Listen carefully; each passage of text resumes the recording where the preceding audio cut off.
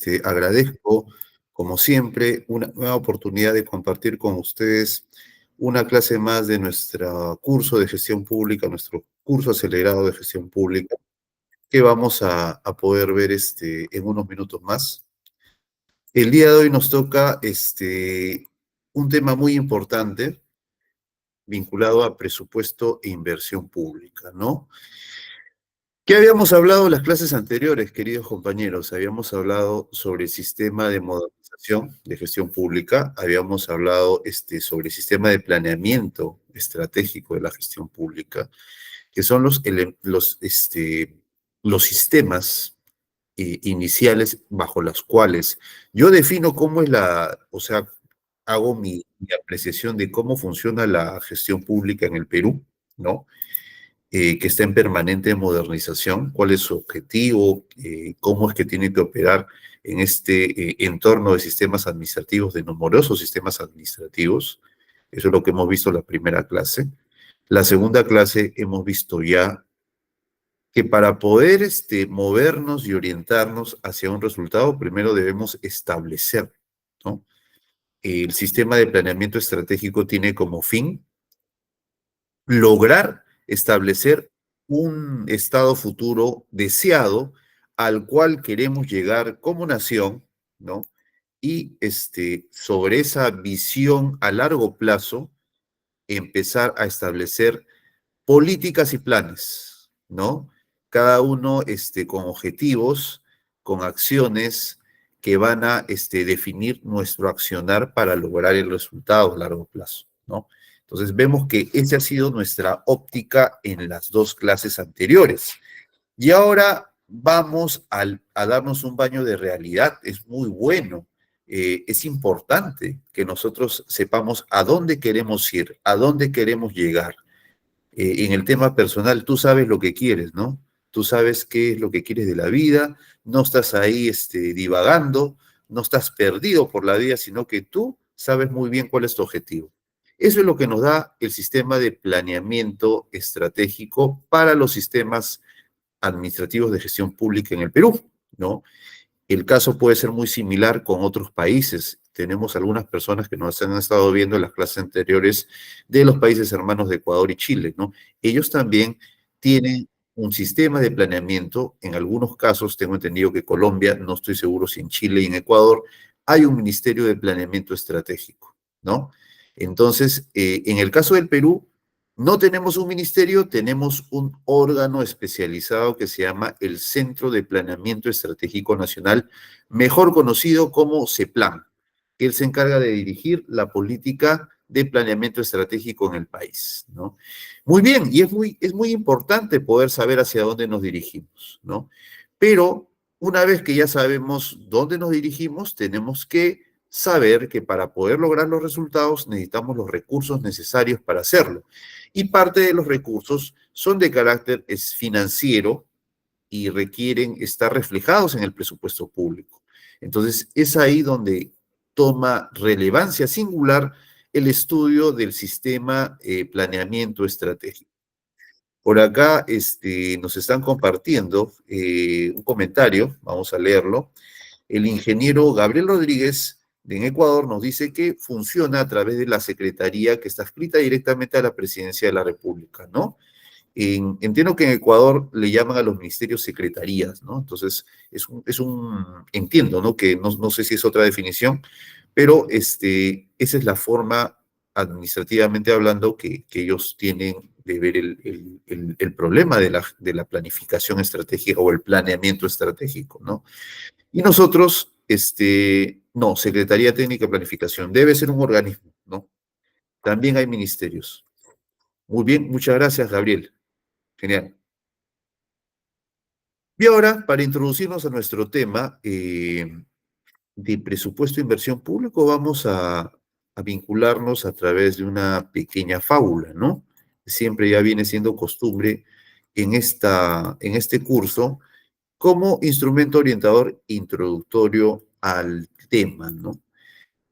Nos remitimos aquí a una clásica fábula infantil, ¿no? Muy conocida por todos ustedes seguramente, la cigarra y la hormiga, ¿no?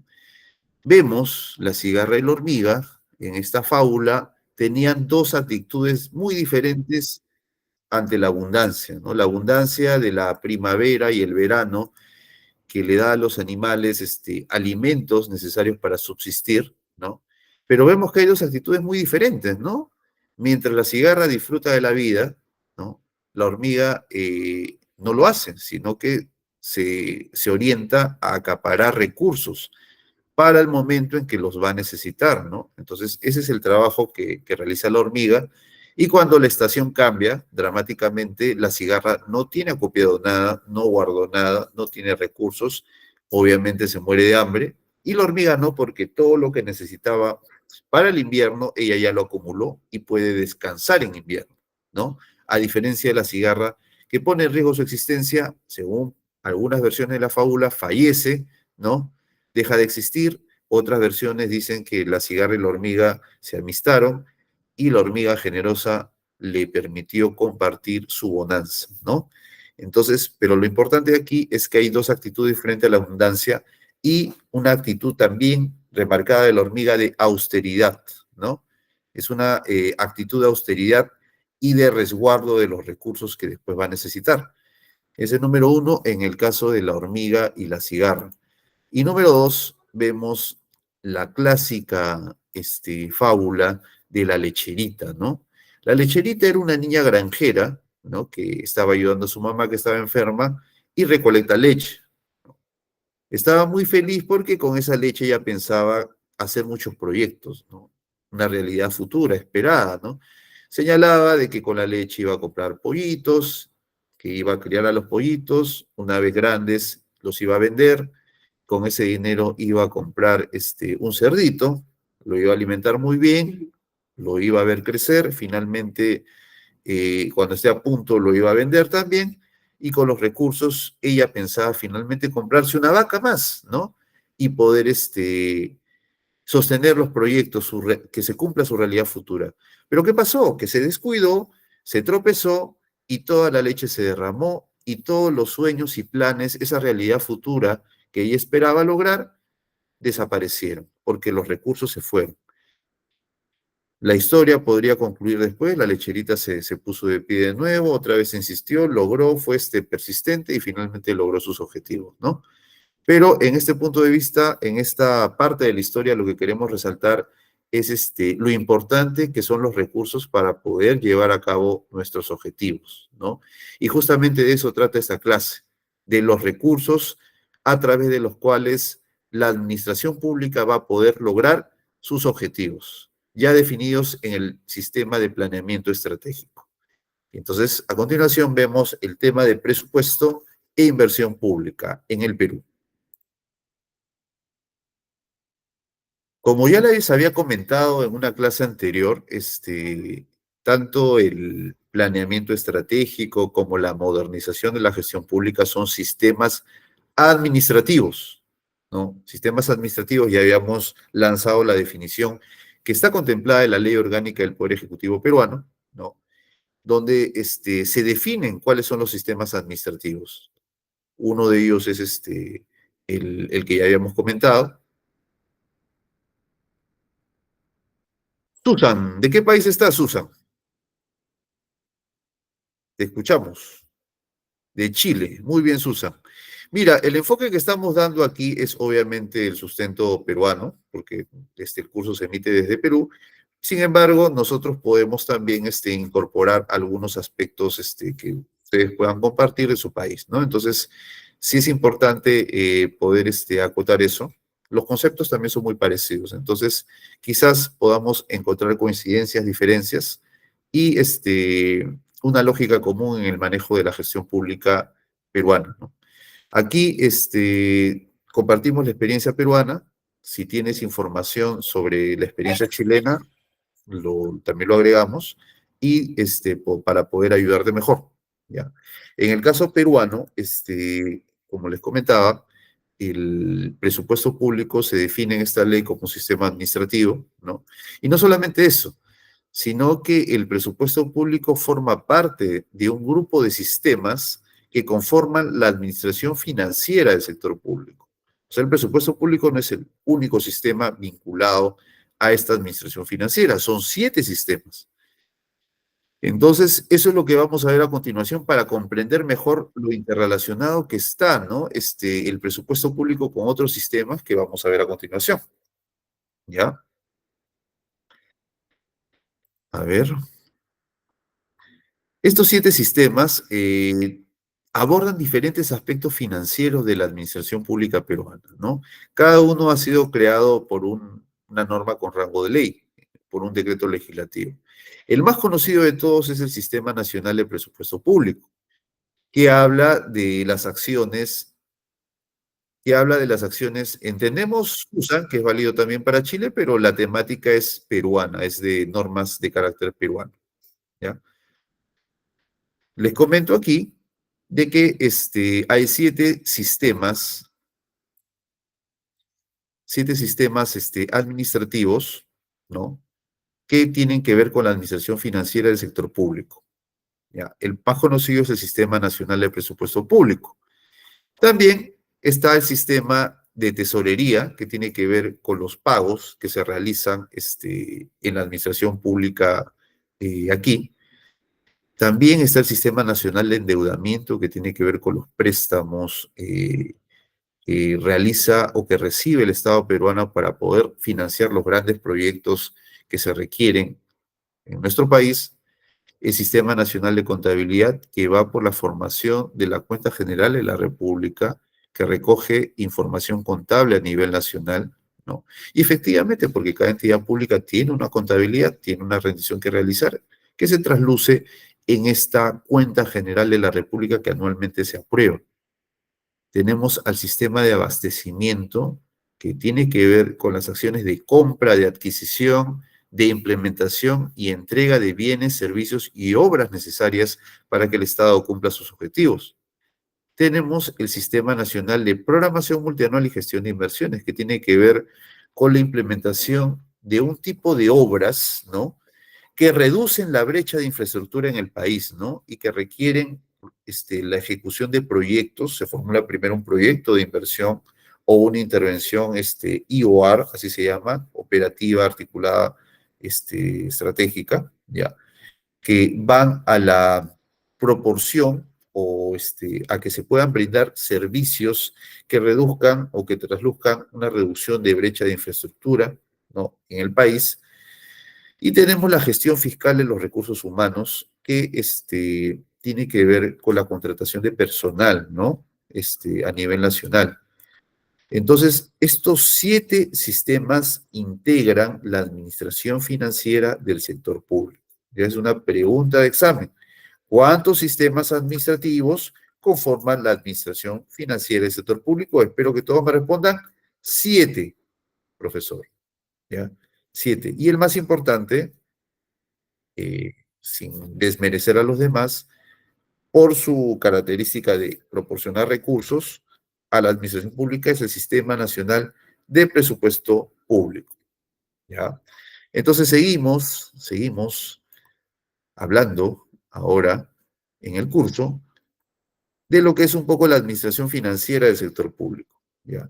Como les comentaba, en planeamiento estratégico nosotros habíamos hablado de varias políticas y planes que definen los objetivos a largo plazo, a mediano plazo y a corto plazo para poder cumplir con nuestra visión a largo plazo, ¿no?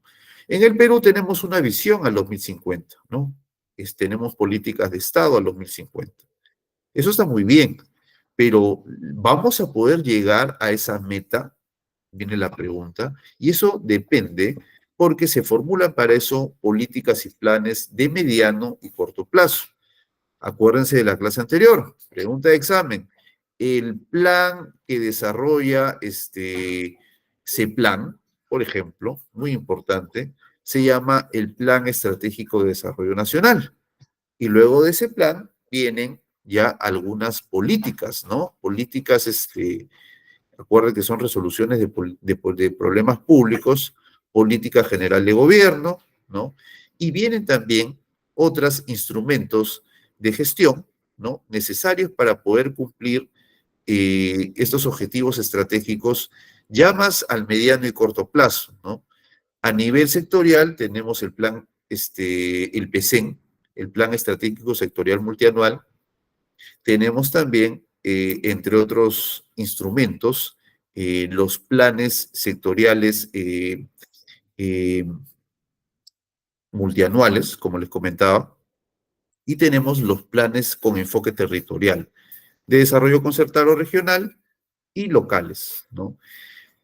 Y finalmente tenemos los planes estratégicos institucionales y el plan operativo institucional. Todos estos son instrumentos ya de corto plazo.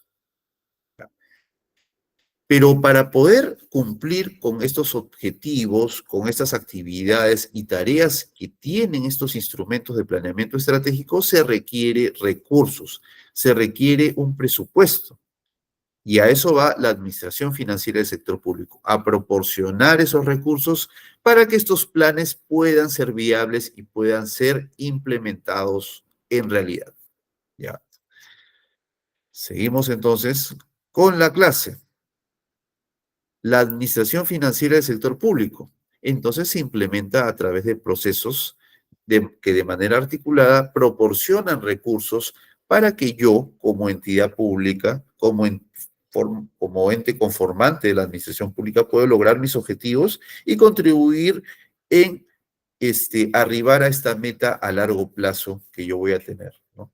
Entonces, ese es el objeto de la administración financiera, y la administración financiera, el presupuesto público, como los otros sistemas que la conforman, tienen siempre una rectoría y una administración a nivel central. Todos los sistemas administrativos que conforman la administración financiera del sector público tienen entes rectores que reposan en órganos del Ministerio de Economía y Finanzas. ¿Ya? Presupuesto público tiene un rector ahí, un manejo centralizado, ¿no? Y rector del sistema, que es la Dirección General de Presupuesto Público del Ministerio de Energía y Finanzas. Así también hay otros entes rectores de los sistemas, como por ejemplo el Sistema Nacional de Contabilidad, que tiene la Dirección General de Contabilidad como rector, Tesorería, con la Dirección General de Tesorería como rector, entre otros. ¿Ya? Entonces, hay un nivel central y hay un nivel descentralizado u operativo. Y este nivel central con el descentralizado se articulan y juntos ejecutan la administración financiera del sector público. ¿Ya? Seguimos entonces. La administración financiera del sector público, o sea, el tema común que caracteriza a estos sistemas, es que tienen un horizonte anual en principio, ¿no? Yo recibo el presupuesto anualmente, ¿ya? Se aprueba la ley de presupuesto público y yo recibo la asignación presupuestal. Y es por eso que yo durante ese año, desde el 1 de enero hasta el 31 de diciembre, como titular de la entidad, tengo la misión de ejecutar esos recursos.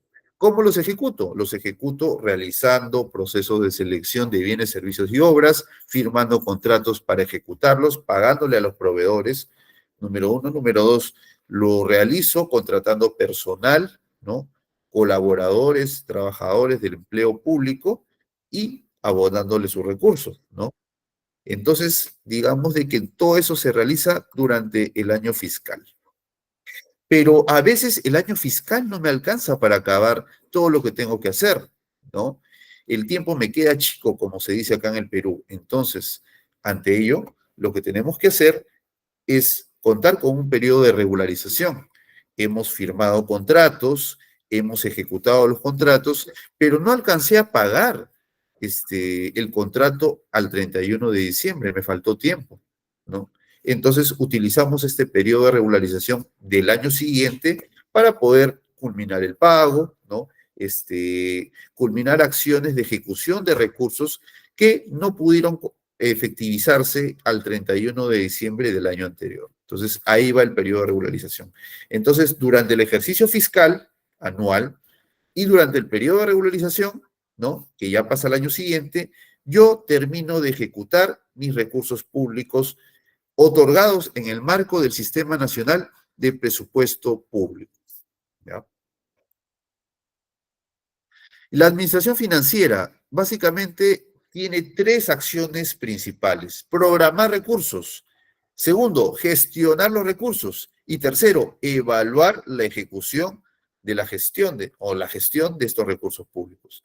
Eso es transversal para el sistema de presupuesto, sistema de contabilidad, sistema de tesorería, sistema de abastecimiento. Entonces, esta lógica se comparte, ¿ya? Programación, gestión y evaluación de los recursos públicos. Seguimos entonces. Como les he comentado, el presupuesto público, como los demás sistemas que conforman la administración financiera del Estado, tiene una lógica central y una lógica descentralizada operativa. A nivel central, recae la responsabilidad y también es un rector de la misma en la Dirección General de Presupuesto Público del Ministerio de Economía y Finanzas, que ejerce la rectoría de este Sistema Nacional de Presupuesto Público. Y a nivel descentralizado, ¿no? Ya tenemos los demás conceptos de entidad pública, titular de la entidad, unidad ejecutora, oficina de presupuesto, y los responsables de los programas presupuestales. O sea, el Ministerio de Economía y Finanzas como rector a nivel central y a nivel descentralizado u operativo, ¿no? Ya están las entidades públicas y también las unidades ejecutoras y los programas presupuestales. ¿Ya? Esa es la lógica que estamos viendo aquí. Ahora vamos a hablar un poquito de los principios presupuestarios, ¿ya? Acá son los principios contemplados en el Decreto Legislativo 1440 que permiten que yo pueda ejecutar mis recursos, ¿no? Entonces vamos a conversar un poquito sobre los mismos, ¿les parece? Tenemos un primer principio que trata del equilibrio presupuestario. ¿Y en qué consiste ese principio?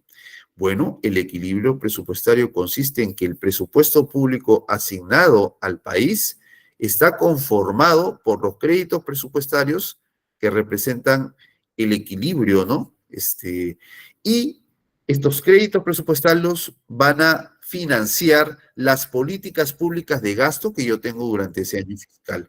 Y no pueden excederse una de otra. Yo, por ejemplo, no puedo, si es que me están dando de recursos 5 millones de soles, yo no puedo asumir deudas de 7 millones de soles cuando no estoy cumpliendo con mi presupuesto. Entonces, tiene que coincidir la recaudación y la asignación de créditos presupuestarios, por un lado, con las políticas de gasto. Yo no puedo gastar más de lo que tengo, ¿no? Y es una política muy importante que está englobada en el principio de equilibrio presupuestario. Así como hay un equilibrio presupuestario, hay otro principio que habla del equilibrio fiscal, que tiene que ver con cómo se recauda este dinero, ¿no? Este recaudo, el dinero en el Perú se recauda de los impuestos que pagamos, el impuesto general a las ventas, el impuesto a la renta. Entonces, digamos de que hay un equilibrio presupuestal, hay un equilibrio fiscal que debe cautelarse, ¿no? La preservación de la sostenibilidad y responsabilidad fiscal vigente es, digamos, el cumplimiento de este objetivo, de este principio del Sistema Nacional de Presupuesto Público. Asimismo, hay una especialidad cuantitativa, ¿no? ¿Qué significa eso? Que finalmente yo voy a poder identificar, entre otros aspectos, digamos, cuánto de dinero voy a tener que gastar o cargar al presupuesto público, ¿no? Tiene que estar especificado, ¿no? Tiene que estar cuantificado toda acción de ejecución de recursos. Por ejemplo, yo voy a realizar un proceso de selección para comprar bienes para la entidad pública. Voy a comprar un grupo de bienes, ¿no? Y le toco la puerta al titular de la entidad, ¿sabe qué, señores? Vamos a comprar tal cantidad de bienes. Ah, ya, perfecto. Vamos a ver si hay presupuesto. Necesito que tú me digas cuánto de presupuesto necesitas. Bueno, vamos a determinar un estimado. Entonces, ese estimado tiene que estar cuantificado. Ese es el principio de especialidad cuantitativa, ¿ya? Hay otro principio de especialidad cualitativa. Cuando yo hago esta operación, sabes que necesito 10 millones de ejecución, yo tengo que responder a las unidades, a las oficinas de presupuesto, al titular de la entidad, ¿no? Que esa cantidad de dinero es para destinarla a la compra de equipamiento necesario. Ese es el principio de especialidad cualitativa, ¿no?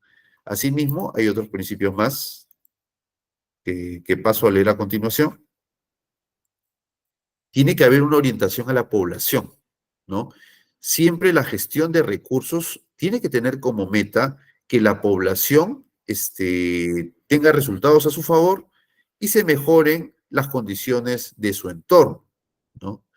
La calidad del presupuesto, porque finalmente los recursos que yo requiera tienen que ser ejecutados bajo criterios de eficiencia y técnica, equidad, efectividad y calidad, ¿no?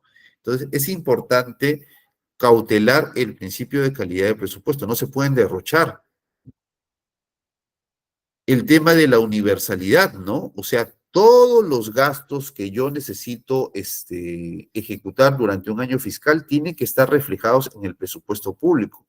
Yo no puedo tener gastos por fuera. Como entidad, yo necesito tener claridad en las acciones que voy a plantear y que requieren el otorgamiento del presupuesto, y obviamente estas van a tener que reflejarse en el presupuesto. No es que yo opte o tenga la alternativa como titular de la entidad de no transparentar estos requerimientos o estas necesidades de este dinero. Todo tiene que estar reflejado en el presupuesto público, ¿ya? Tiene que haber integridad, ¿no? No pueden haber cantidades parciales, ¿no? Ni devoluciones indebidas, la información y especificidad del presupuesto, la anualidad presupuestaria que ya habíamos hablado, que tiene que ver que la ejecución y la gestión de recursos se realiza durante el año fiscal o su periodo de regularización, bajo ciertas reglas. Hay una programación multianual. El principio de programación multianual es que yo efectivamente, para poder lograr un resultado de mediano plazo, tengo que tener una programación de recursos que vayan por ese espacio de tiempo, ¿no?, que necesito. A eso va la programación multianual, que para lograr resultados a nivel de gestión pública, pues necesitamos que haya una programación multianual que exceda el año fiscal, porque yo en un año fiscal no voy a construir un hospital, lo haré pues en 3 o 4 años. Entonces, cada realidad es diferente, ¿no? En este caso de aquí, la programación multianual es sumamente necesaria. Tiene que haber siempre el principio de transparencia, ¿no? En los recursos que nosotros vamos a ir gestionando, exclusividad. La ley de presupuesto contiene exclusivamente disposiciones de carácter presupuestal. Siempre las acciones políticas públicas se sustentan en evidencia, ¿no? Y la evidencia en el tema presupuestal, digamos, es importante para que yo, en base a eso, pueda solicitar la asignación de recursos, el incremento de la solución. Por ejemplo, en el presupuesto por resultados se da mucha evidencia, se crea evidencia para yo pedir más dinero porque estoy efectivamente pasando información de que es importante poder generar evidencia para el estudio científico y para la misma gestión del Sistema Nacional de Presupuesto. Y la rectoría, como ya les comentaba, y operatividad descentralizada. Hay una rectoría normativa que recae en la Dirección General de Presupuesto Público del Ministerio de Economía y Finanzas, ¿no? Y esas son, a grandes rasgos, los principios del Sistema Nacional de Presupuesto que están reflejados en el Decreto Legislativo 1440, ¿ya? Vamos ahora a hablar un poquito más, ahora sí, del titular de la entidad. Cuando yo, por ejemplo, dirijo una entidad, cuando, por ejemplo, quizás, a ver, José César, ¿no?, dirige una entidad pública, pues tiene responsabilidades inmediatamente vinculadas al presupuesto público, ¿no? La primera de ellas es de que yo tengo presupuesto público y soy responsable de gestionarlo, ¿no? De priorizar y conducir la política de gasto. Entonces, el titular de la entidad a nivel operativo es la instancia más importante, ¿no? Donde el rector que es el Ministerio de Economía y Finanzas, a través de su Dirección General del Presupuesto Público, dialoga, coordina y está en permanente trabajo con el titular de la entidad, ¿no? Entonces, es por eso de que el titular de la entidad tiene que y ostenta, ¿no? El rol más importante a nivel operativo. Ahora, ¿quién entiende la ley de presupuesto por entidad? Bueno, aquí así vamos a ser un poco restrictivos porque eso es lo que dice el decreto legislativo. La entidad, a efectos presupuestales, es el organismo que cuenta con un pliego presupuestal, que tiene autonomía presupuestaria, y su titular es quien la dirige. Entonces, ese es un poquito el enfoque legal que está previsto en el decreto legislativo 1440. El titular de la entidad puede delegar su responsabilidad, eso es cierto, ¿no? Para que no quede, digamos, sin esa alternativa, ¿no? Vamos entonces a seguir con nuestra clase.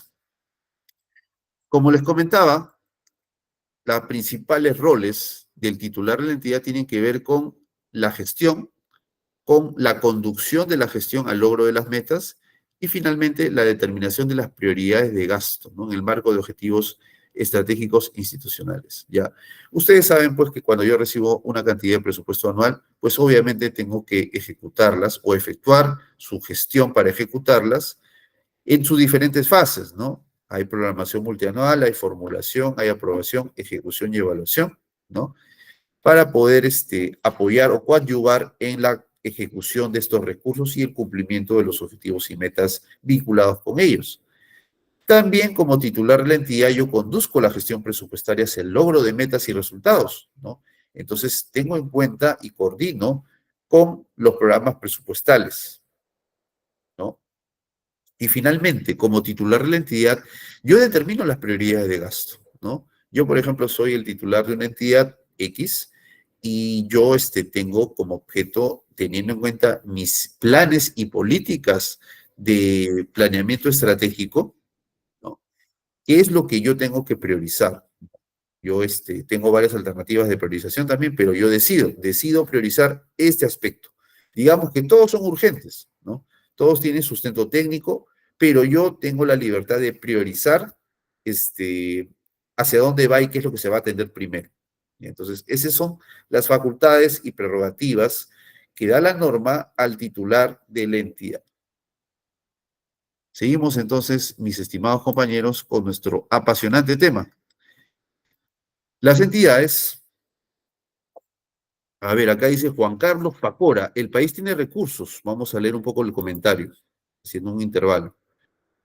El país tiene recursos, lo que no tienen los ministerios y otros niveles de gobierno es capacidad de gasto de ejecución. Se suma a esto una gran corrupción. Mira, el tema del presupuesto público es siempre una herramienta para el logro de objetivos, ¿no? Entonces hay que verlo siempre por ahí, ¿no? La regla general, obviamente, es de que hay una asignación de presupuesto para todas las entidades existentes en el país, ¿no? Ahora, ese presupuesto es suficiente, ese presupuesto es menos de lo esperado, ese presupuesto no me ayuda. Ese es un debate que justamente lo que trata de evitar es la etapa de formulación del presupuesto. Si yo sé que, por ejemplo, necesito comprar bienes por aproximadamente 10 millones de soles, ¿no? Entonces, yo lo que necesito, pues, es poder gestionar y articular con, por ejemplo, mi oficina de presupuesto, ¿no? La oficina de presupuesto en la entidad es quien coordina directamente con el rector del Sistema Nacional de Presupuesto. Entonces, respondiendo a la pregunta que nos acaba de formular aquí Juan Carlos, el país efectivamente tiene recursos, el país formula su necesidad de recursos, pero tiene serios problemas de ejecución. ¿Ya? Hay muchas, eh, hay muchas problemáticas de ejecución que tenemos aquí, hay malos ejecutores, ¿no? Y por eso también no tenemos el éxito esperado en la gestión pública que queremos nosotros enfatizar. A ver, ¿qué más nos comenta María Teresa Paredes? Lo más importante es saber identificar si lo que debemos elaborar es un IOAR o un proyecto de inversión.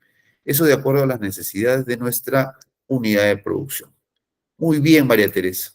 Pero ese es ya para la clase de inversión. Entonces, ahorita estamos viendo el tema de presupuesto público. Resumiendo y recapitulando, el Sistema Nacional de Presupuesto Público tiene un nivel central y un nivel operativo. En el nivel central está a cargo el rector, que es la Dirección General de Presupuesto Público.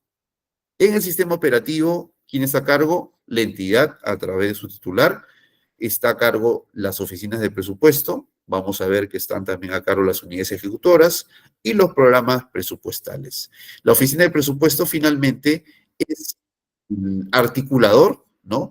Entre la entidad y el rector, ¿ya? Es el que presta asistencia técnica al titular de la entidad para que toma decisiones de gestión presupuestaria, ¿no? Entonces, ahí entendemos la lógica, es que el gran asesor en materia presupuestaria en cualquier entidad pública en el Perú es la oficina de presupuesto por funciones legales, ¿no? Y normalmente ya desarrolladas en su reglamento de organización y funciones. Aquí vemos un elemento más del rango operativo descentralizado. La unidad ejecutora, a diferencia de la entidad, no tiene pliego presupuestario, ¿no? Eh, digamos de que en ese aspecto no cuenta con la autonomía que sí cuenta una entidad, ¿no? Pero sí tiene prerrogativas de gestión presupuestaria, ¿no? Por ejemplo, puede recibir ingresos, ¿no? Puede participar en la fase de gestión presupuestaria, ¿no? En su programa, en su proyecto, ¿no? Registra información y organiza centros de costos con el propósito de lograr eficiencia técnica en la gestión de recursos. Entonces, vemos que la unidad ejecutora, que puede estar esta unidad ejecutora en el gobierno nacional, acá en Lima, o puede estar esta unidad ejecutora en un gobierno regional, tienen una estructura muy ágil, que es la que ha funcionado, que le permite participar en el proceso, en el Sistema Nacional de Presupuesto Público, ¿ya?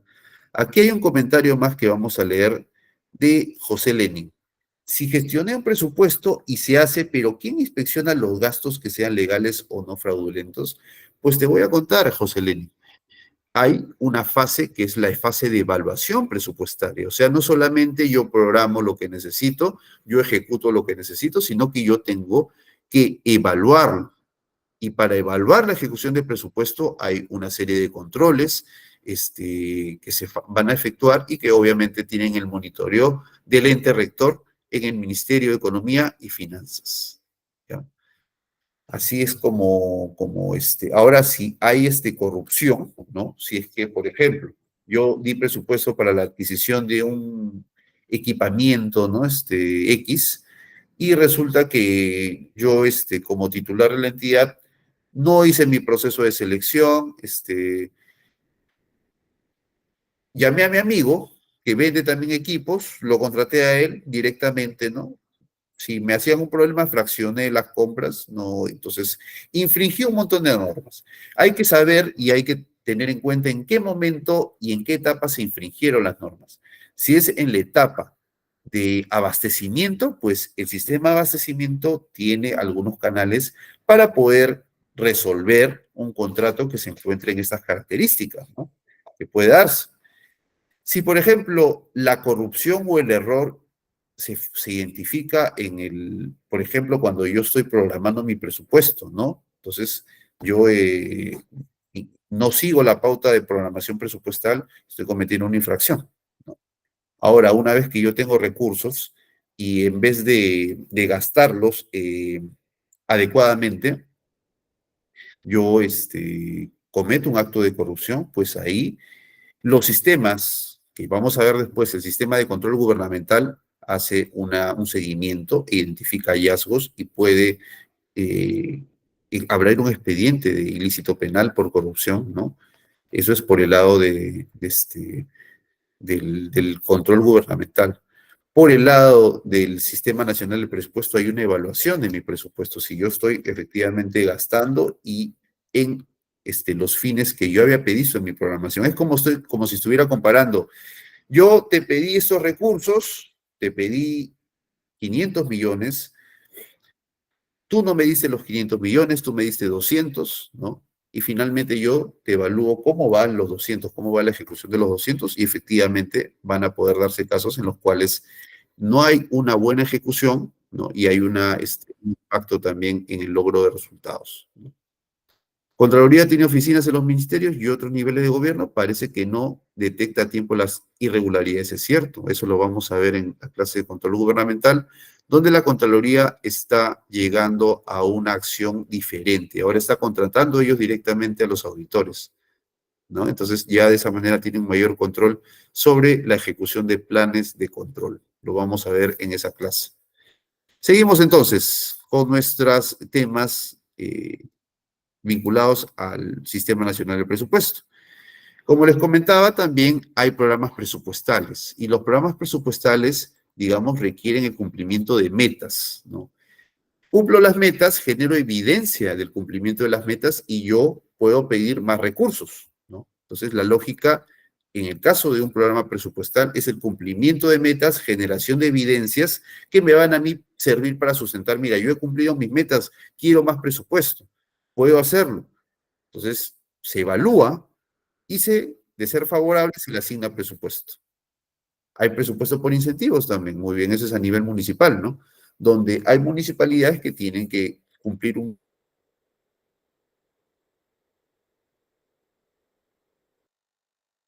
presupuesto por resultados, ¿no? Y el responsable del programa de presupuesto por resultados también hace gestión estratégica y operativa de estos recursos, ¿no? Y digamos, ahí tenemos los canales de coordinación. Resumiendo, nivel central, Ministerio de Economía y Finanzas, nivel operativo, entidad, unidad ejecutora y finalmente programa presupuestal. Pregunta de examen del Sistema Nacional de Presupuesto Público. Ojo, ¿ya? En resumen, el presupuesto público, ¿qué cosa es? Es un instrumento de gestión, ¿ya? Es un instrumento de gestión para el logro de resultados a favor de la población. El principio de orientación a la población se ve aquí, ¿no? Porque con el otorgamiento de estos recursos, yo como entidad voy a lograr comprar los bienes, prestar los servicios y poder beneficiar a la población de esa manera, ¿no? Otra definición es que es una expresión cuantificada y conjunta de los gastos a atenderse en el año fiscal, el presupuesto que yo necesito para poder cumplir con mis compromisos. Y finalmente, el presupuesto también comprende los objetivos y metas a alcanzar en el año fiscal. ¿Por qué es importante la ejecución del presupuesto, la gestión institucional? Porque si yo gestiono adecuadamente mi presupuesto, voy a ejecutar mis instrumentos de planeamiento estratégico, mis planes de desarrollo. Voy a cumplir mis objetivos y metas institucionales que pueden estar en mi plan estratégico institucional. Voy a mejorar la calidad de gasto. Y cuando la mejoro, cuando yo me aseguro que el centro educativo que va a financiarse esté en óptimas condiciones, que el hospital que se está buscando el financiamiento esté en óptimas condiciones, yo estoy mejorando la calidad del gasto. Y eso tiene que tener un incentivo a favor. Y finalmente, con la ejecución del presupuesto se controla y evalúa la gestión, ¿no? Ya hay muchas gestiones en diferentes entidades públicas que no ejecutan adecuadamente sus recursos o incurren en problemas de baja calidad de los mismos. Entonces, este pilar nos permite a nosotros ver lo importante que es controlar y evaluar la ejecución del presupuesto, ¿ya? Todo eso se hace a través de la gestión institucional del titular de la entidad. Y el proceso presupuestario, como les comentaba, tiene diferentes etapas, ¿no? Por ejemplo, estamos en junio, ¿no? Ya pasó la etapa de programación del presupuesto del año que viene, ¿ya?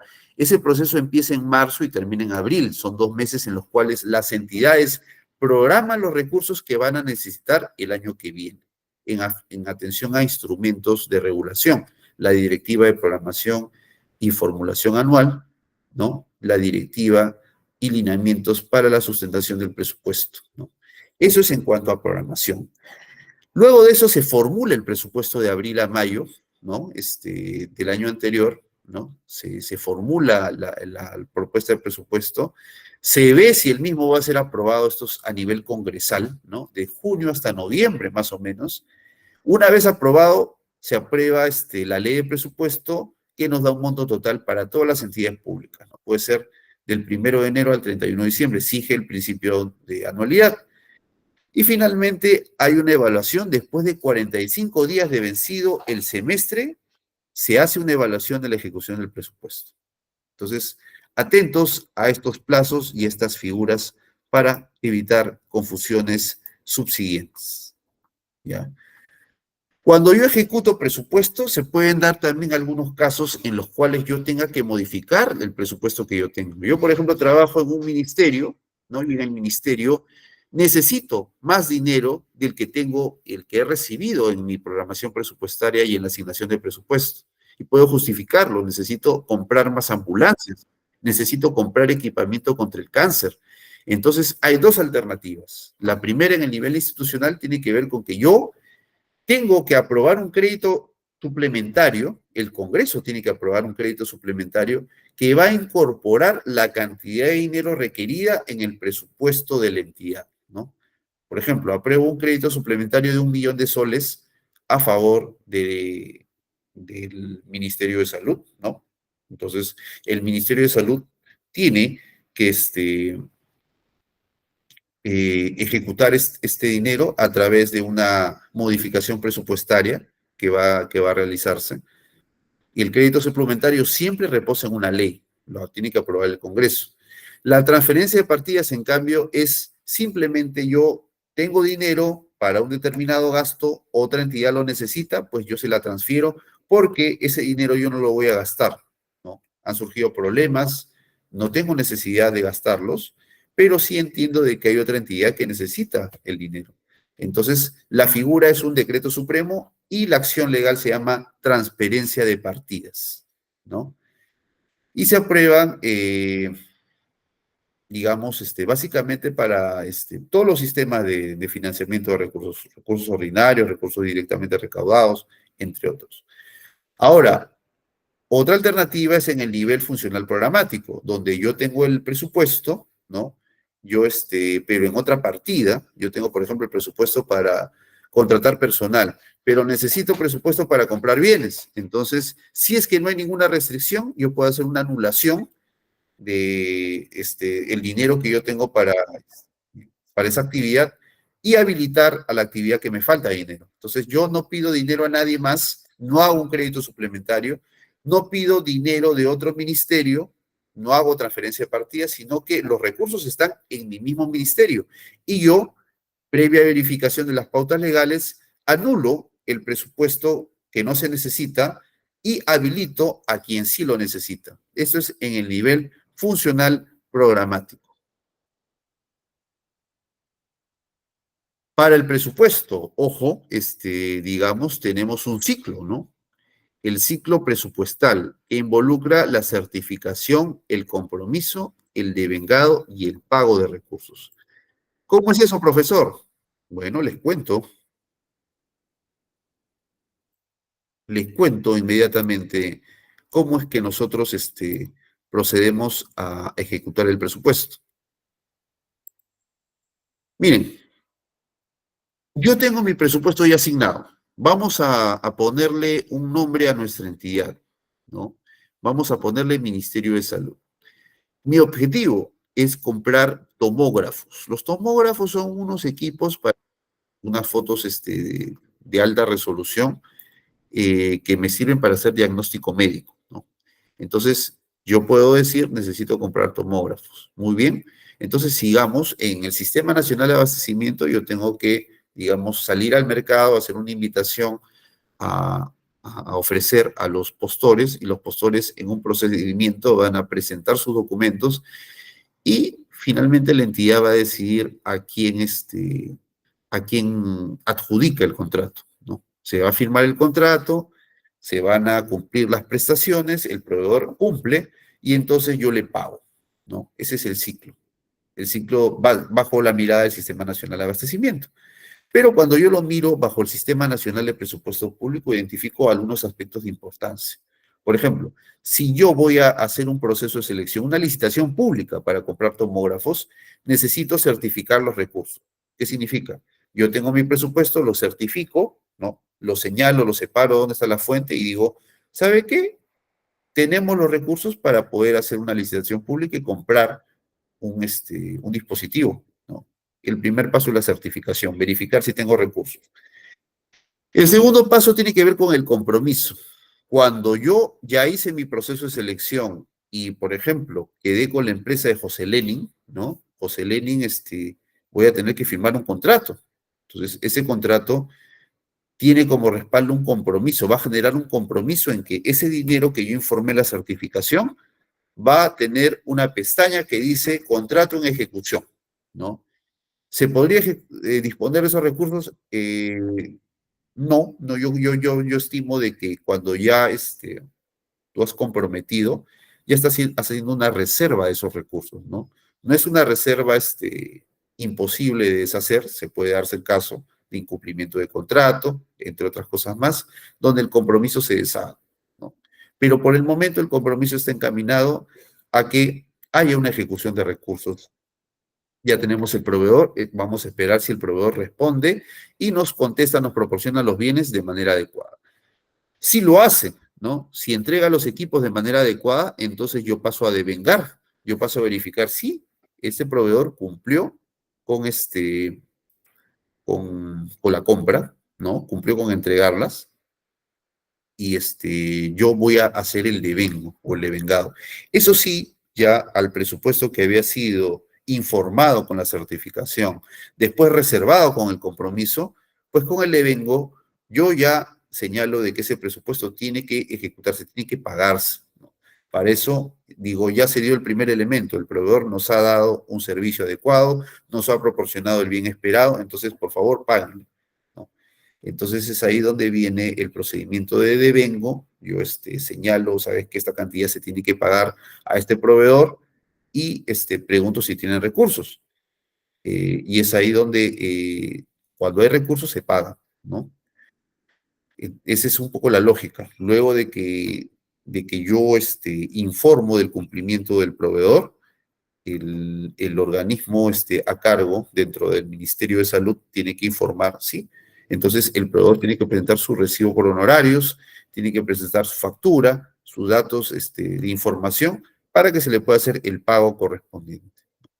El tema se complica cuando no funciona o no termina así la historia, ¿no? Si no, por ejemplo, se hace la certificación por una licitación pública, se hace el compromiso, ¿no? Pero, digamos, hay problemas de incumplimiento del contrato, yo no puedo devengar, ¿no? Y no se paga. Entonces, hay algunos aspectos de ese tipo para la ejecución de presupuesto público.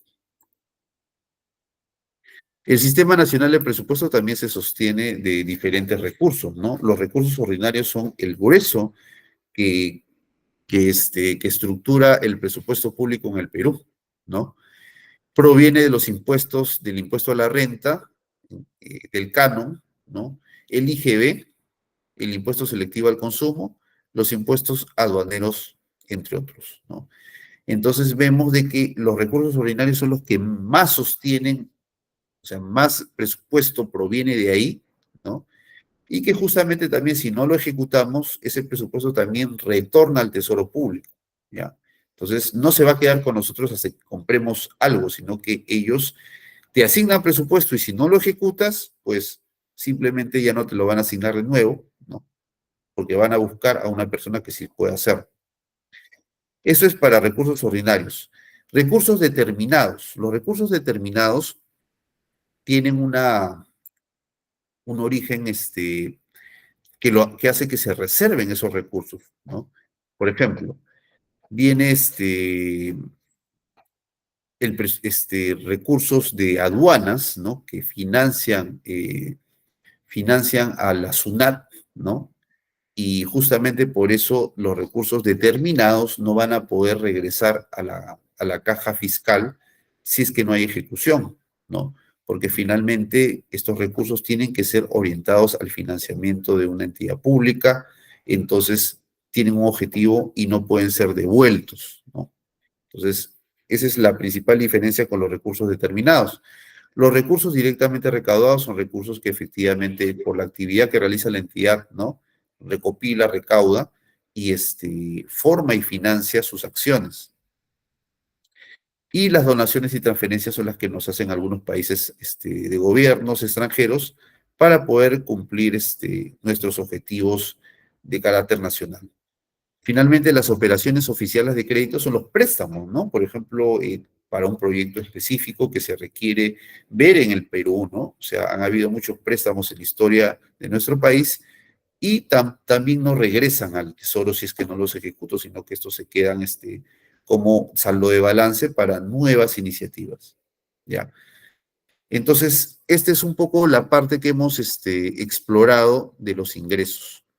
También, ojo, hay una programación multianual, ¿no? ¿Por qué? Porque hay algunas obras que se ejecutan en más de un año, ¿no? Requieren un horizonte de ejecución. Entonces, por eso, dando respuesta a esa necesidad, se formula una programación multianual, ¿no? Entonces, eso cuando uno tiene un objetivo a corto y a mediano plazo es muy importante poder nosotros gestionar los recursos durante el tiempo necesario para su ejecución. Esa es la programación nacional de presupuesto. ¿Ya? Hay criterios generales para la programación multianual. Por ejemplo, si yo necesito presupuesto en la programación multianual, tengo que acreditar que yo efectivamente voy a tener, hay continuidad de la necesidad del gasto. Por ejemplo, una obra pública que dura 3 años, 4 años, requiere que periódicamente se le esté asignando recursos y por eso es que hay un factor de continuidad. Son obras en ejecución. El otro factor es que sea ejecutable propiamente ese proyecto, ¿no? Yo, por ejemplo, he hecho mi estudio de inversión para un hospital, ¿no? Pero no he pasado los filtros, ¿no? Todavía, ¿no? Entonces, no se sabe si este proyecto va a ser ejecutable o no. Entonces, tiene que tener también la característica de ejecutabilidad, ¿no?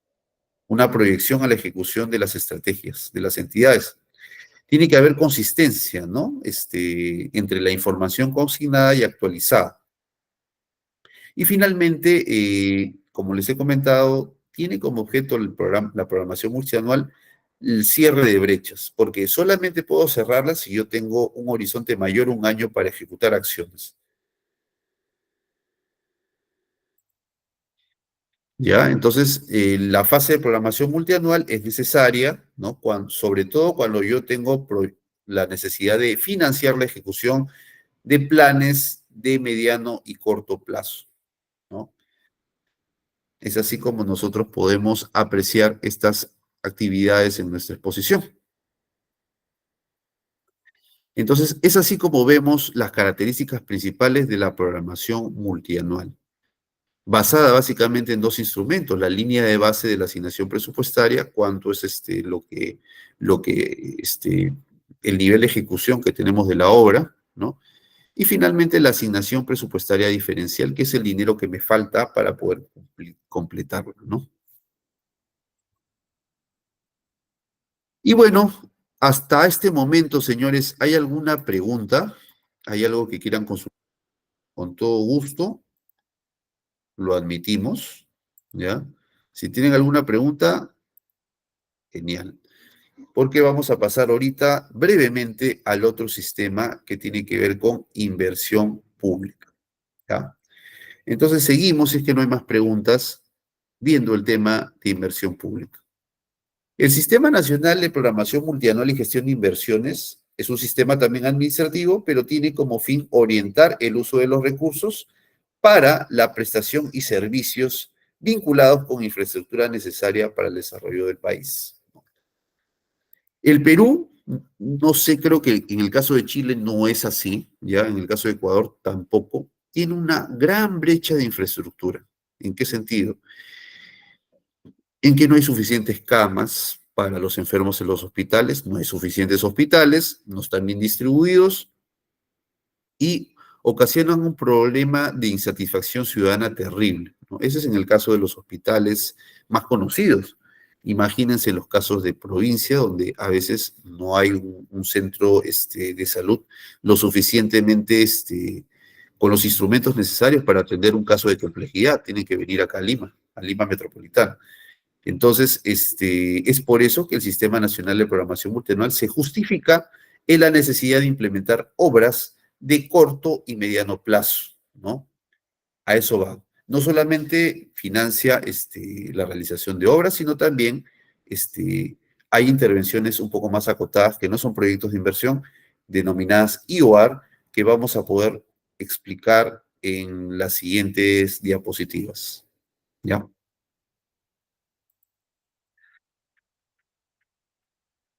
Cuando yo voy a hacer una inversión, yo tengo que seguir dos pasos principales. Primero, programarla y luego formularla, ejecutarla y evaluarla, ¿no? El paso de programación tiene que ver con una especie de diagnóstico de un problema público, ¿no? O sea, yo, por ejemplo, tengo, digamos, un, una necesidad de programar mi inversión en la programación multianual, ¿no? Y yo tengo ahí un objetivo de ese proyecto, ¿no? Por ejemplo, acá en la diapositiva estamos viendo que el objetivo es reducir una brecha de conectividad urbana. ¿Qué significa? De que en una ciudad determinada no hay suficientes vías de integración o no hay suficientes métodos que, de interconexión de personas que viven en diferentes territorios en una ciudad. Entonces, ese es el diagnóstico.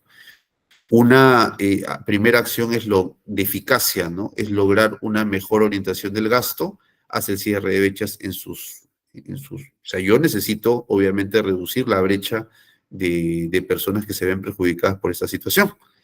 Entonces, yo formulo un proyecto de inversión, ¿no? El ejemplo de este proyecto es reducir la brecha de conectividad en un ámbito geográfico X. Ya yo tengo este problema y yo formulo una solución. Voy a tener que identificar alternativas, ¿no? Por ejemplo, puedo construir un bypass, o sea, puedo, el bypass es una construcción de ingeniería que permite que el cuello de botella no se difumine, porque yo voy a hacer un mecanismo para que los carros, los automóviles pasen más directamente y más fácilmente, ¿no? Eso, por ejemplo, puede ser una alternativa. La otra alternativa es, digamos, semaforizar mejor, ¿no? Que los semáforos estén funcionando adecuadamente para que haya una mejor técnica que evite el tráfico, ¿no? Y finalmente, ampliación de las vías urbanas, que es construir más pistas, ¿no? Entonces, si uno ve de estas alternativas, la mayoría son válidas, ¿no? Pero algunas cuestan más que otras, ¿no? Y entonces, lo que uno tiene que hacer cuando emplea criterios de eficacia y eficiencia, sobre todo, es maximizar los recursos. Si yo tengo recursos que puedo maximizar en otra área, entonces los empleo. Entonces, en este caso, la alternativa correcta era semaforizar mejor para poder reducir la brecha de interconectividad, porque finalmente es la salida que mejor resiste ese análisis, ¿no? De formulación y evaluación. Seguimos entonces. ¿Qué cosa es un proyecto de inversión? Vamos a definirlo. Es una intervención temporal financiada total o parcialmente con recursos públicos, ¿no? Destinada a la formación de capital físico, humano, institucional, intelectual y o natural. Tiene como propósito crear, ampliar, mejorar o recuperar la capacidad de producción de bienes y servicios. Entonces aquí nosotros vemos a la inversión no tanto como una obra en sí, no tanto como, por ejemplo, un hospital que esperamos, un colegio que esperamos, sino como unos servicios que van a poder incrementarse, mejorarse, eh, porque están orientados a la población, ¿no? Yo no veo el hospital como obra, sino veo eh, al hospital, digamos, como una fuente de atención de servicios de salud a la población. Entonces, si yo quiero ampliar los servicios que voy a brindar a la población, pues entonces tengo que construir un nuevo hospital, pero es visto de ese enfoque, ¿ya? El enfoque de producción de bienes y o servicios de carácter público. Eso es en el caso de los proyectos de inversión. Las IOR son diferentes, ¿ya? Porque si bien se ven también reflejadas en los productos, bienes y servicios que a nivel público se entregan a la población, ellos parten del supuesto de que yo voy a mejorar un servicio que ya se viene dando, ¿no? Por ejemplo, ¿no? Yo en un hospital se brinda el servicio de tamizaje, ¿no? De tamizaje de cuello uterino, ¿no? Yo voy a mejorar las condiciones de la atención de las personas en ese hospital para que puedan poder incrementarse el servicio. Entonces, hay un servicio ya funcionando, yo lo voy a mejorar, no lo voy a, para que se incrementen el número de atenciones. Ese es número uno. Número dos, por ejemplo, en provincias hay un mirador que forma parte de un proyecto de inversión turístico, ¿no? En ese mirador se ejecutó un pequeño balcón, pero el balcón, por diferentes razones, se rompió y solamente hay una parte del balcón. Entonces, yo necesito reparar ese servicio que antes se brindaba, digamos, con toda seguridad, pero desde que se ha roto, ya la gente no se acerca al balcón. Tenía una muy bella vista. Entonces, se deduce aquí que se tiene que emplear un IOR, ¿no? Para poder reparar la producción de bienes y servicios esperada, ¿no? A eso van las inversiones IOR, son intervenciones puntuales en activos estratégicos, de activos que ya vienen funcionando, pero que requieren ser mejorados, optimizados, reparados, ¿no? Con un proyecto muy puntual en ese sentido, a diferencia de los proyectos de inversión que van por darle una solución a un problema público en su integridad, ¿no? Entonces, las inversiones IOR, ¿no? Requieren, van orientadas sobre todo al cierre de brechas de infraestructura, ¿no? Y deben estar alineadas con los objetivos priorizados de planeamiento estratégico. Entonces, seguimos aquí apreciando este tema de la inversión pública, ¿no? Entonces, acá tenemos unos ejemplos, por ejemplo, de un tipo de intervención que realiza que se realiza en el marco de este sistema, que tiene que ver con la ampliación marginal, ¿no? Que tiene que ver, por ejemplo, la transferencia de un terreno hacia una entidad es una ampliación marginal, ¿no? La ejecución futura de un proyecto de inversión para el cierre de brechas, ¿no? Las facilidades que yo puedo implementar para que se ejecute un futuro proyecto de inversión pública también es una ampliación marginal, ¿no? Entonces son algunos ejemplos que podemos ver de IOR. Hay otros ejemplos más puntuales de optimización, reposición y rehabilitación. Cuando yo, por ejemplo, logro eliminar ineficiencias y emplear de mejor manera los activos estratégicos, estoy haciendo una IOR de optimización. Cuando se reemplazan equipos obsoletos que ya no funcionan o los mejoro, estoy haciendo una IOR de reposición. Y finalmente, cuando yo reparo infraestructura dañada como el balcón, el mirador, ¿no? Estoy haciendo la rehabilitación de esta unidad productora de servicios. Seguimos entonces, señores, con nuestro tema de inversiones. Y aquí vamos a ver un poquito mejor cómo interactúan los actores en el Sistema Nacional de Programación de Inversiones. Aquí tenemos, así como en el tema de presupuesto público había un titular de la entidad, acá tenemos al órgano resolutor, ¿no? Que es el órgano que toma las decisiones en la entidad pública a la cual está adscrita. La unidad ejecutora de inversiones es quien va a ejecutar una vez que yo apruebe el expediente técnico, ¿no? La unidad ejecutora de inversiones se va a encargar de ejecutar el proyecto, ¿no? O sea, de llevarlo a cabo a través de un procedimiento del Sistema Nacional de Abastecimiento. Tenemos también a la Dirección General de Programación Multianual de Inversiones, que es el ente rector en materia de inversiones. Tenemos a la OPMI, que es la Oficina de Programación Multianual de Inversiones, que es la que hace el seguimiento eh, de diferentes maneras, ¿no? O sea, la OMI brinda asistencia técnica al órgano resolutor, ¿no? Entonces lo acompaña en los procesos de gestión de inversiones. Y finalmente está la unidad formuladora, ¿no? La unidad formuladora es la que diseña el proyecto, a ella se la aprueban y una vez que se la aprueban hay que implementarlo, ¿no? Entonces, aquí vemos la interacción entre estos elementos del Sistema Nacional de Presupuesto Público. Vamos a visualizar un poquito más qué es lo que hace cada uno.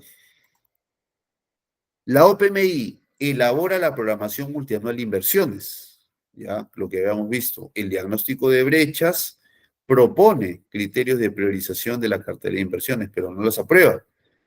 Elabora y actualiza la cartera de inversiones, realiza seguimiento de metas, indicadores y monitorea el avance de los proyectos de inversión. ¿Ya? Eso es lo que hace la OPMI. La unidad formuladora, ¿qué es lo que hace? Para el caso de la CIOAR, elabora las fichas y estudios de preinversión que pueden ya involucrar una aprobación a este nivel, ¿no? De formulación. Se registra en el banco de inversiones los proyectos de inversión IOAR y se aprueban las inversiones IOAR. Eso es lo que puede hacer la unidad formuladora. Declara la viabilidad de los proyectos de inversión también. La DGPMI es el ente rector de este sistema. Emite directivas y ejerce su rol de rector, ¿no? Aprueba perfiles de profesionales responsables de la OPMI y de la unidad formuladora. Y consolida la programación multianual de inversiones del Estado. Por parte del órgano resolutor, aprueba la programación multianual de inversiones, designa a la OPMI a su responsable, aprueba las brechas identificadas a los criterios de priorización, aprueba modificaciones en la programación multianual de inversiones y autoriza la elaboración de expediente técnico o de los proyectos de inversión. Y la unidad ejecutora de inversiones, como ya le había comentado, elabora el expediente técnico, realiza el seguimiento de las inversiones y es responsable de la ejecución financiera, física y financiera de las inversiones. Entonces, estos son los principales actores e interlocutores del sistema de inversión pública. Acá apreciamos también el ciclo de inversión, ¿no? Yo empiezo primero por la programación multianual, ¿no? Luego de eso, por su formulación y evaluación. Finalmente, la unidad ejecutora de inversiones, ya con el expediente técnico cerrado, lo ejecuta, elabora el expediente técnico o documento equivalente y ejecuta la inversión propiamente dicha. Y finalmente, otra vez se cierra el círculo. La OPMI también ve la operación y mantenimiento y la evaluación ex post. Y esto vuelve otra vez a iniciarse el ciclo desde un inicio. ¿Ya? Entonces, estamos apreciando aquí cómo se realiza el ciclo de inversión y tiene un objetivo el ciclo de inversión, es lograr la relación o la vinculación entre la inversión pública, el planeamiento estratégico y el proceso presupuestario. Y empieza con la identificación de la cartera de inversiones orientada al cierre de brechas, ¿no? La programación multianual es un cambio importante para identificar, priorizar y ejecutar las inversiones públicas en el país. Es el instrumento de gestión del Sistema Nacional de Programación Multianual.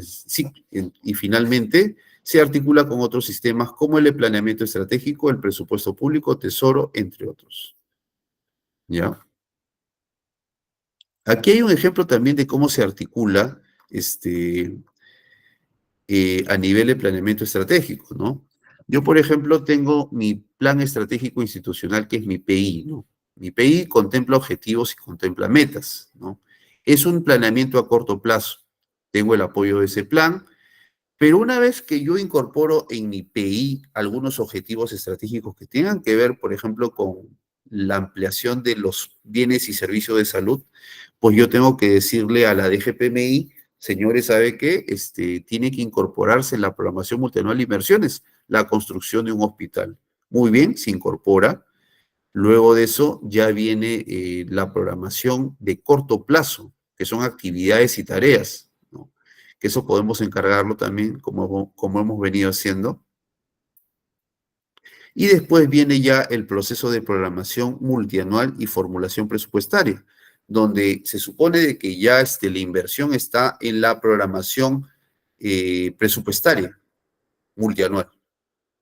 Y eso garantiza de que cuando me otorguen el presupuesto, yo pueda contar con los recursos necesarios para poder llevarla a cabo, para poder realizar. Y finalmente, vemos aquí en esta diapositiva el ciclo de inversión y la evaluación ex post.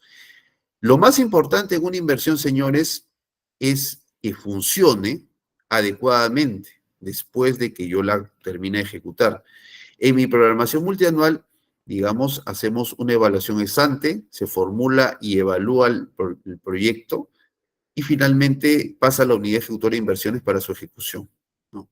Una vez que se ejecuta y yo entrego, entra lo que es la evaluación ex post de las inversiones a través de la Dirección General de Programación Multianual del MEF, donde yo ya entregué el hospital, pero tengo que ver, examinarlo durante su funcionamiento. Tengo que ver, digamos, el ex post paulatinamente hasta llegar y pasar a la evaluación ex post de mediano y largo plazo. ¿Ya?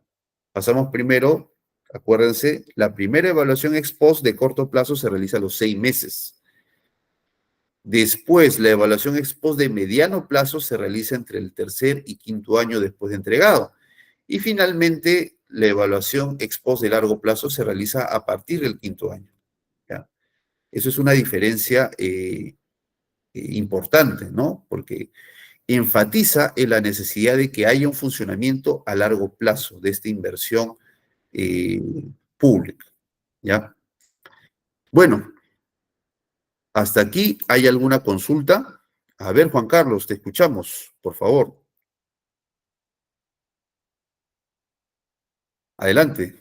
Si no tienes micro, puedes poner la consulta en el grupal, no te preocupes, ¿ya? Si es que no es una consulta, Juan Carlos, en todo caso, para que deje de levantar la mano y otro participante pueda, formular su consulta, ¿ya? Si no hay ninguna consulta, por mí ha sido un placer poder brindarles esta clase, ya de presupuesto público e inversión pública. Muchas gracias con todos y esperemos vernos la próxima semana que nos toca nuestra clase de abastecimiento público. Muy gentil, muchas gracias y quedamos en coordinación. Gracias.